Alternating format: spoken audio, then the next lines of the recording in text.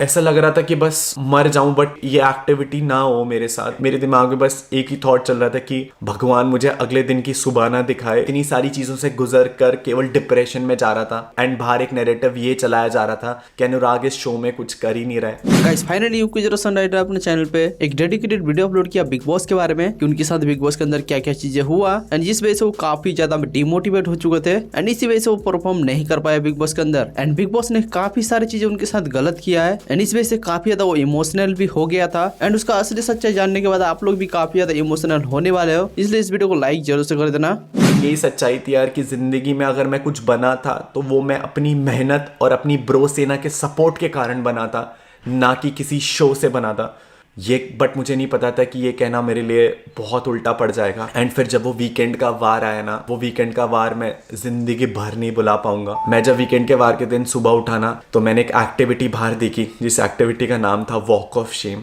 उस walk of shame मैंने एक घर बनाया गया था जिसके ऊपर एक टैग लाइन थी वॉक ऑफ शेम। एंड मुझे कहीं ना कहीं पता था कि ये वॉक ऑफ शेम मुझे करनी है, क्योंकि एक नैरेटिव सेट कर दिया गया था कि यही वो इंसान है जिसने कभी शो की इज्जत नहीं करी, होस्ट की इज्जत नहीं करी एंड कभी इस प्लेटफॉर्म को वैल्यू नहीं करा। बहुत ज़्यादा भारी फील कर रहा था। कहीं ना कहीं मुझे लग रहा था कि आज मैंने वो जिल्लत फेस करनी है जो शायद ज़िंदगी में कभी नहीं झेली थी। वो वीकेंड का वार हुआ एंड उस वीकेंड के वार में ना करण सर ने ना पूरे घर वालों से, दिमाग के घर वालों से पूछा कि इस पूरे घर में ऐसा वो कौन इंसान है जिसने शो की रिस्पेक्ट नहीं करी, कि वो कौन सा इंसान है जो शो पर स्टे करना डिजर्व नहीं करता। एंड आपसी सहमति से सब लोगों ने ना मेरा नाम लिया। मुझे उस एक्टिविटी के पीछे खड़ा करा गया, हाथ में एक बोर्ड दिया गया मेरे हाथ में जिसपे वॉक ऑफ शेम लिखा गया था। घर के 3 लोग एक इधर और एक इधर खड़े करे गए। करण सर ने मेरे को पीछे खड़ा करा एंड मेरे को बोला कि अब ये वॉक ऑफ शेम करो। मैं जब वहाँ पीछे खड़ा हुआ ना, तो ऐसा लग रहा था कि बस मर जाऊं, बट ये एक्टिविटी ना हो मेरे साथ। मैंने जब उस वॉक ऑफ शेम को चलना शुरू करा ना,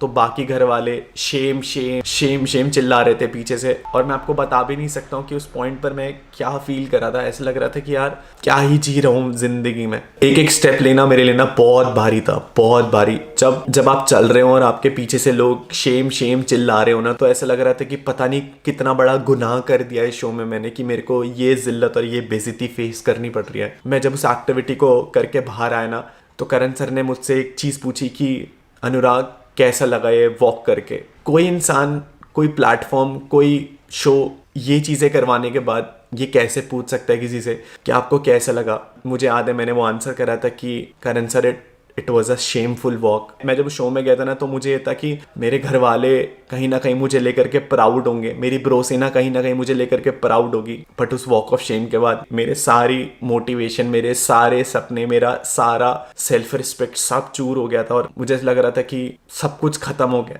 वो रात जब मैं सोने गया ना, तो मेरे दिमाग में बस एक ही थॉट चल रहा था कि भगवान मुझे अगले दिन की सुबह ना दिखाए, क्योंकि हिम्मत नहीं थी वापस दुनिया को फेस करने की। अंदर मेरे साथ ये सब कुछ हो रहा था, बट मुझे बाहर आकर के पता लगा कि बाहर ये सारी चीजें कभी दिखाई नहीं गई। मैं इतनी सारी चीजों से गुजर कर केवल डिप्रेशन में जा रहा था, एंड बाहर एक नैरेटिव ये चलाया जा रहा था कि अनुराग इस शो में कुछ कर ही नहीं रहा है, ना अनुराग दिख रहा है। आप मेरे से कैसे एक्सपेक्ट कर सकते थे? मैं खुद से हार चुका था यार। मेरे को खुद किसी से बात करने की हिम्मत नहीं होती थी। मुझे लगता था कि यार सबके सामने ना मेरी इज्जत खत्म हो चुकी है। मैंने सबसे बात करना बंद कर दिया था, सबकी कॉन्वर्सेशन। मैं बस एक सोफे में बैठ करके ना लेटा रहता था। उस एंगल को शो वालों ने ना इस तरीके से दिखाया कि मैं सोता रहता हूँ, मैं किसी से बात नहीं करता हूँ, मैं बहुत शांत शांत सा रहता हूँ। बट उन्होंने कभी वो वॉक ऑफ शेम दिखाया ही नहीं, जिसके कारण मैं उस स्टेट पर गया था। इतना ही नहीं, आप लोगों को याद होगा एक ईशा वाला टास्क हुआ था यूट्यूब वर्सेस सेलिब्रिटी में, जिस टास्क को मैं जीत गया था। एंड उस टास्क को जीतने के बाद ना